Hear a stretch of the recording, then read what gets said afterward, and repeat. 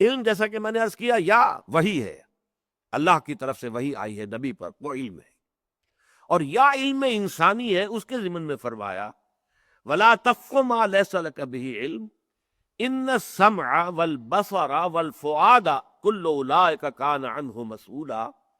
یقیناً ہم نے جو تمہیں سماعت دی ہے، بصارت دی ہے، اور دماغ دیا ہے۔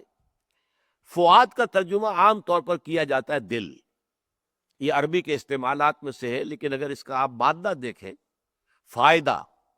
فعید،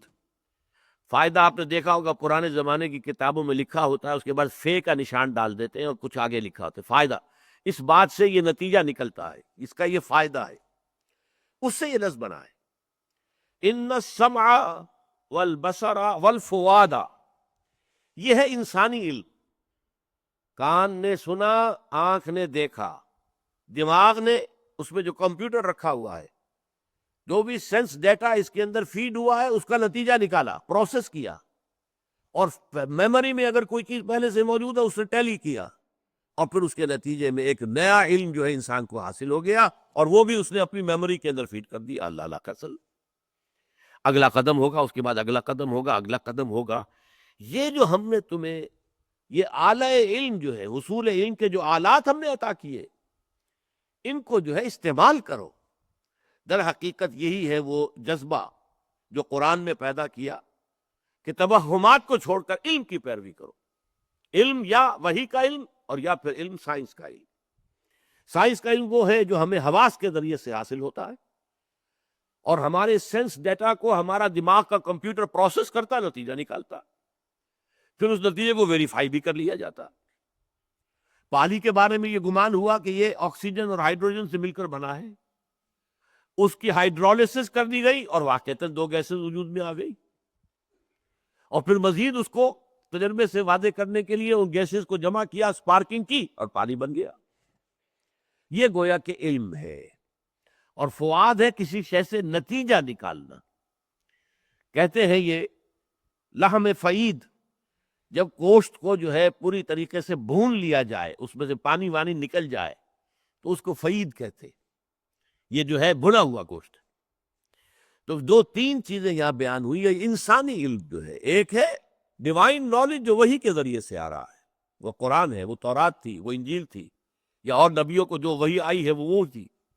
یہاں دوسرے علم کا ذکر ہو رہا ہے، وَلَا تَقْفُ مَا لَيْسَ لَكَ بِهِ عِلْمٌ۔ جیسے کبھی پہلے یہ خیال تھا کہ یہ ہماری زمین جو ہے یہ ایک گائے یا بیل کے سینگ کے اوپر ہے، کھڑی ہوئی ہے، وہ بیل کا جو ایک سینگ تھک جاتا ہے تو دوسرے سینگ کے اوپر لیتی ہے اس زمین کو، تو وہ زلزلہ آتا ہے۔ زلزلہ کیسے آتا ہے؟ جبکہ وہ گائے جو یا بیل جو ہے وہ اپنا سینگ بدلتی ہے تو زلزلہ آتا ہے۔ بھائی اس کے لیے کوئی دلیل، کوئی قرآن میں، کوئی اس سے پہلے کسی آسمانی کتاب میں، کوئی آپ کے تجربے میں، کوئی سائنس کی اکتشافات میں کوئی دلیل نہیں، توہمات ہے جو چل رہے ہیں۔ توہمات سے تعلق منقطع کر کے علم پر اپنے موقف کی بنیاد رکھنا، یہ ہے در حقیقت قرآن مجید نے جو انقلاب برپا کیا ہے علم کے میدان میں۔ یہی وہ شے ہے جسے علامہ اقبال کہتے ہیں یہ چیز مسلمانوں نے یورپ میں انجیکٹ کی،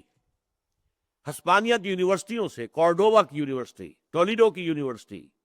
گریناڈا کی یونیورسٹی، غرناطہ اور قرطبہ اور طلیطلہ کی یونیورسٹیوں سے، فرانس اور جرمنی اور اٹلی کے نوجوانوں نے آ کر یہ علم سیکھا، اور پھر اس کے ذریعے سے یورپ کے اندر رینائسنس، احیاء علوم کی تحریک چلی،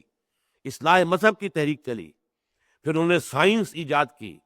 سائنس میں کتنی ترقی ہوئی، آج کہاں پہنچ گئی ہے۔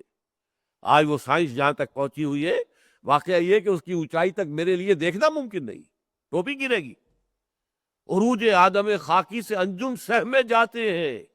کہ یہ ٹوٹا ہوا تارا مہ کامل نہ بن جائے۔ آج سائنس وہاں پہنچ گئی، لیکن اس روح کو بیدار کرنے والا قرآن ہے۔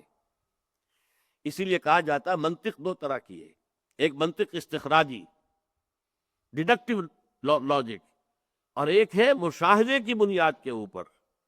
منطق استقرائی، انڈکٹیو لاجک۔ انڈکٹیو لاجک سے انسان کو انٹروڈیوس کرانے والا قرآن ہے، اور اسی انڈکشن یا انڈکٹیو لاجک کے نتیجے میں سائنس پروان چڑھی ہے، اور اس سائنس نے پھر جو بھی ترقی حاصل کی ہے، میں نے ابھی عرض کیا، کہ انسان جو ہے وہ ستاروں سے باتیں کر رہا ہے اور انسان چاند کے اوپر قدم رکھ کر اور چہل قدمی کر کے آ چکا ہے۔ یہ ہے در حقیقت علامہ اقبال نے لکھا ہے اپنے خطبات کے دیباچے کے اندر، یہ جو ویسٹرن کلچر ہے اس کا جو انر کور ہے وہ قرآنک ہے۔ قرآن نے ہی در حقیقت انسان کو ادھر متوجہ کیا، زمین کو دیکھو، آسمان کو دیکھو، اس کو دیکھو، یہ اللہ کی آیات ہے، ان کا مشاہدہ کرو، ان سے نتائج اخذ کرو، اور جو نتائج مل جائے انہیں پھر ویریفائی کرو، پھر ویریفائی کر کے بات ثابت ہو جائے پھر انہیں ایکسپلائٹ کرو، انہیں یوز کرو، مشینیں بناؤ جس سے کہ ان انرجیز کو تم استعمال کر سکو۔